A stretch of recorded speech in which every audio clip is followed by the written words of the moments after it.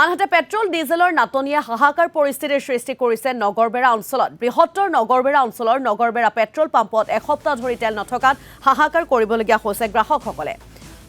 মধ্যপ্ৰাচ্যৰ যুদ্ধৰ বাবে ৰাজ্যত ইন্ধনৰ নাটনি হোৱা বুলি ধাৰণা কৰা হৈছে আৰু কালি দিনটোত দেখিবলৈ পোৱা গৈছিল পেট্ৰল পাম্প বা তেল ডিপোসমূহত এক অভাৱনীয় পৰিস্থিতিৰ সৃষ্টি হৈছিল। কেৱল গুৱাহাটী মহানগৰীতে নহয়, ৰাজ্যৰ বিভিন্ন প্ৰান্তে প্ৰান্তে থকা তেল ডিপোসমূহত এক অভাৱনীয় পৰিস্থিতিৰ সৃষ্টি হৈছিল।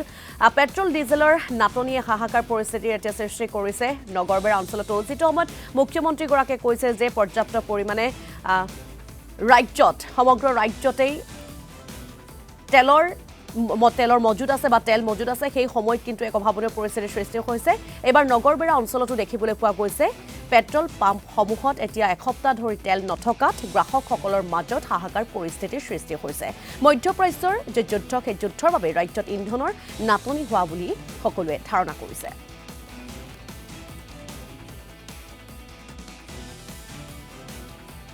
আজি প্ৰায় এসপ্তাহ হ'ল পেট্ৰল নাই। তাৰমানে বহুতে অসুবিধা হৈছে। আমি যিহেতু যান বাহন চলাচল কৰিব লাগে, তাৰ ফলত আমি হয়তো আৰ্জেণ্ট ক'ৰবাত যাবলৈ হ'লে পেট্ৰল ল'বলৈ আমি যাব নোৱাৰোঁ। তাৰ কাৰণে আমাৰ বহুত অসুবিধা হৈ আছে। আমি এতিয়া কেতিয়াবা চমৰীয়া ধূপধাৰাত য'ত মানে পেট্ৰল পোৱা যায়, আমি মানে বিচাৰিব লাগে, খবৰ কৰিব লাগে, সেনেকৈ আমি তেল ভৰাই আছোঁ। বহুত অসুবিধা হৈ আছে। তাৰমানে পেট্ৰল ডিপো বন্ধ, এতিয়া আমাৰ গাড়ীত তেল নাই, তেল নিব লাগে, গতিকে আমাৰ প্ৰয়োজন হৈছে, সেইকাৰণে লৈছোঁ। মই যোৱা সপ্তাহত আহিছিলোঁ বন্ধু, আজি আহিছোঁ, আজিও বন্ধ, গতিকে মই বহুত দিন ধৰি বন্ধু দেখা পাই আছোঁ। অসুবিধা হৈছে, তেল নাই, গাড়ী দৰকাৰী কামত ইফালে সিফালে যাব নোৱাৰা হৈছোঁ।